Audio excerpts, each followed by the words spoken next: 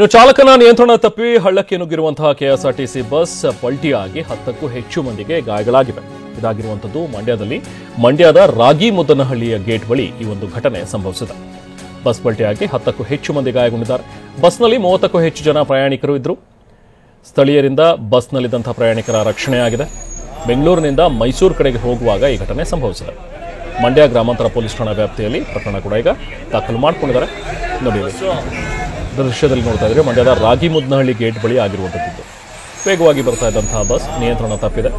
ಹಾಗಾಗಿ ಹಳ್ಳಕ್ಕೆ ಉರುಳಿದೆ. ತಕ್ಷಣಕ್ಕೆ ಅಲ್ಲಿದ್ದಂತಹ ಜನ ಒಳಗಡೆ ಇದ್ದಂಥವ್ರನ್ನೆಲ್ಲರನ್ನು ಕೂಡ ರಕ್ಷಣೆ ಮಾಡಿದ್ದಾರೆ. 10 ಜನರಿಗೆ ಗಾಯಗಳಾಗಿದೆ. ಬಟ್ ಯಾವುದೇ ರೀತಿ ಪ್ರಾಣಾಪಾಯ ಸಂಭವಿಸಿಲ್ಲ.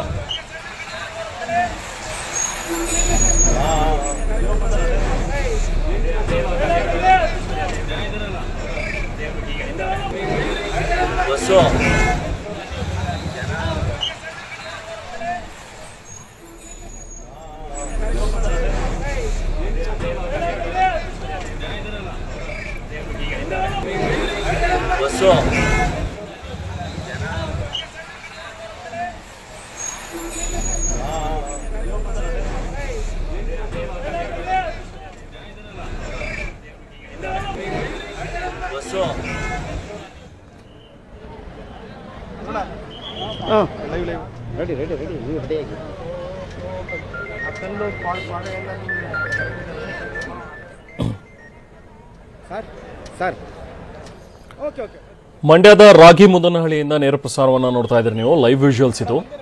ಸದ್ಯಕ್ಕೀಗ ಬಸ್ಸನ್ನ ಮೇಲಕ್ಕೆತ್ತುವಂತಹ ಪ್ರಯತ್ನಗಳು ನಡೀತಾ ಇವೆ.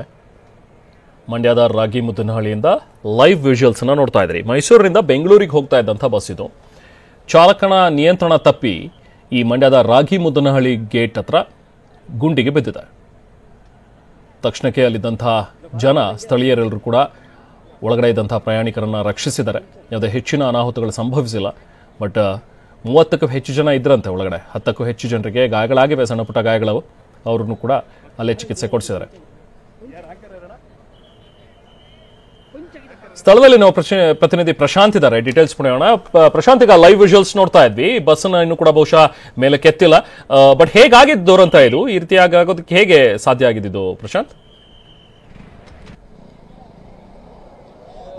ಹೇಮನ್, ಚಾಲಕನ ಅತಿ ವೇಗದ ಒಂದು ಏನು ಗಾಡಿ ಓಡಿಸಿರುವಂತ ಪರಿಣಾಮವಾಗಿ ಒಂದು ಕೆಎಸ್ಆರ್ಟಿಸಿ ಬಸ್ ಹಳ್ಳಕ್ಕೆ ಬಿದ್ದಿರುವಂತದ್ದು. ಅಂದ್ರೆ ಬೆಂಗಳೂರಿನಿಂದ ಮೈಸೂರಿಗೆ ಹೋಗ್ತಿದ್ದಂತ ಕೆಎಸ್ಆರ್ಟಿಸಿ ಬಸ್ ಸಾಕಷ್ಟು ವೇಗವಾಗಿ ಬರ್ತಾ ಇತ್ತು.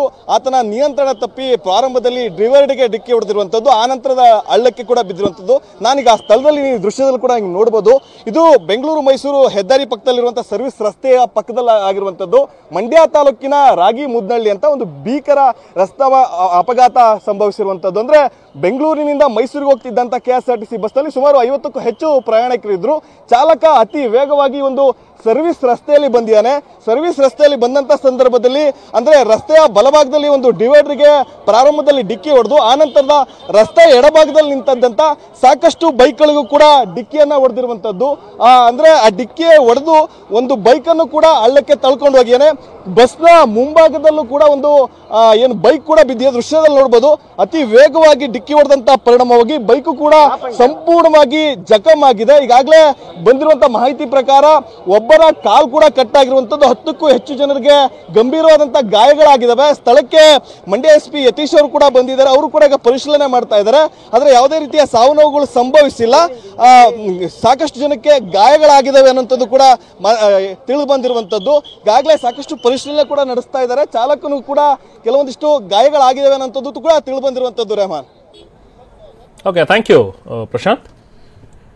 ಸದ್ಯಕ್ಕೀಗ ಪೊಲೀಸರು ಕೂಡ ಸ್ಥಳಕ್ಕೆ ಬಂದಿದ್ದಾರೆ. ಇನ್ನು ಬಸ್ಸನ್ನ ಮೇಲ್ಕೆತ್ತುವಂತಹ ಒಂದು ಪ್ರಯತ್ನ ನಡೀತಾ ಇದೆ. ಬಟ್ ಗಾಯಗಳಾಗಿರೋರ ಪೈಕಿ ಒಬ್ಬರಿಗೆ ಕಾಲಿಗೆ ತುಂಬಾನೇ ಪೆಟ್ಟಾಗಿದೆ ಅನ್ನುವಂಥದ್ದನ್ನು ನಾವು ಪ್ರತಿನಿಧಿ ಪ್ರಶಾಂತ್ ಕೂಡ ಹೇಳ್ತಾ ಇದ್ರು. ಬಹುಶಃ ಇದು ಚಾಲಕನ ಅಜಾಗರೂಕತೆ, ಚಾಲಕನ ಅತಿವೇಗದ ಚಾಲನೆಯೇ ಇದಕ್ಕೆ ಕಾರಣ ಅಂತ ಹೇಳಿ ಈಗ ಪ್ರಾಥಮಿಕವಾಗಿ ಹೇಳಲಾಗ್ತಾ ಇದೆ.